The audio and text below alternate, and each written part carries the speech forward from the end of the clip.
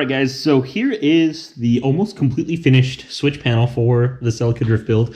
If you follow our Instagram or Facebook, you'll see that I've already posted pictures about this, but I just want to kind of give you guys a real quick close-up, that way you guys can kind of see what I had done.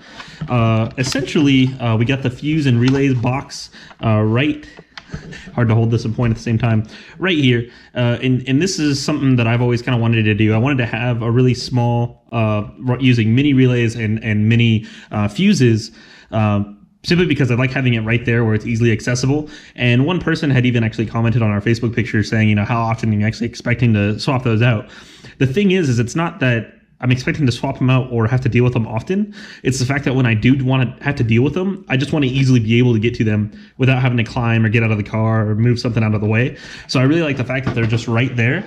And also there's times where you might make a mistake and you wire something incorrectly and you blow a fuse. All you got to do is pop it out, put a new one in, nice and easy. I've got my main relay here. This is my battery cutoff switch. For obvious reasons. Here's my main relay activator. This is going to activate power to the rest of the switches, so they actually won't turn on until this is on, and then it activates the main fuses for the rest of these. So this is going to be my start button, and then these are going to be my accessory switches.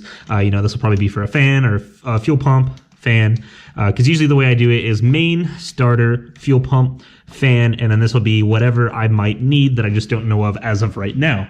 So that's basically it, and I've got a power distribution block here. So that power distribution block provides power to the rest of the relays and fuses, and the way I have it kind of organized really kind of cleans it up a lot. That's my grounding block there as well. And then the only thing that I'm missing from this is simply just the wires that come out of it to go to where they need to go. So like for the starter relay, I need to actually have the power from the starter relay once it's activated come out. So I'm gonna actually probably make what I'm thinking is over where the glove box compartment is in the car is another kind of distribution block where I can easily wire things just from the glove box. And so I'll probably have the wire come out and go to where my glove box is, and I'll have a distribution block there where I can easily change things if I ever need to, or if it's just easy to unhook or hook things up, whatever I may need. Obviously my main battery leads are going to go here, and that's about it, guys. So I'm going to go ahead and wrap up getting like the starter wire and the fan relay wire and some of the other wires out. And then we're going to go ahead and actually bring the car in. I'm going to get all of the crap that's built up in the interior, kind of clean it up a little bit. We'll try and throw this in there. And then I'm going to see about getting that panel that I want to make in the glove box done. And we'll just go from there.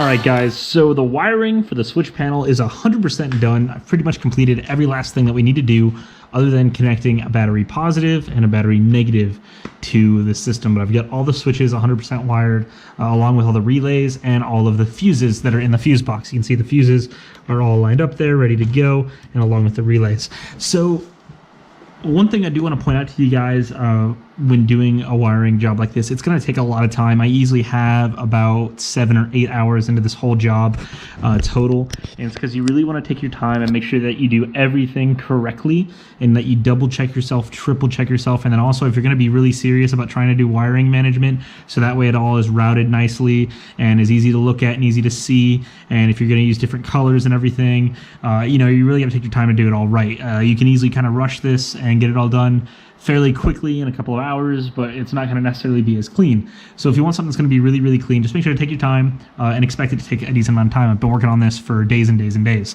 So we're pretty much 100% done. And then another thing too, this is something I made a long time ago, and this is basically just a really simple wiring diagram of how the whole car was going to be wired. I used a website called draw.io, which is perfect for making basically wiring diagrams like this. I'll make sure to link that down in the description below. It's 100% free, easy to use. You can save stuff on your Google Drive. So it's really, really awesome to have. It's a great tool to use when you're trying to plan something out. And so whenever I started this project, I made sure that I actually already had this made. So while I was sitting there and thinking about where wires were going to go and everything, I kind of had this to base off of what is going to happen. And it's fairly simple. Battery, I got a circuit breaker, which also is wired to the main kill switch, which is this big boy right here. These are all your mini switches, and then all your relays are up here.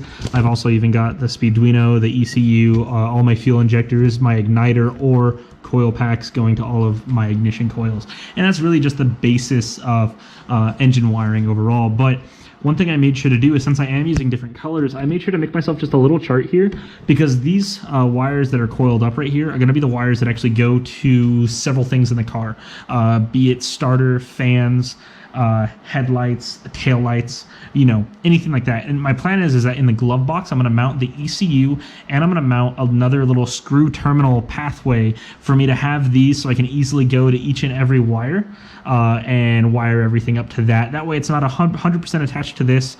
Everything's still kind of detachable, but in the glove box I can easily make any changes if I need to, what have you. And so I made myself a little chart so that way whenever I actually get into the glove box and start working on the wiring in there, I'm able to make labels for each of the wires, and I already know what color each fuse goes to, what color each relay goes to.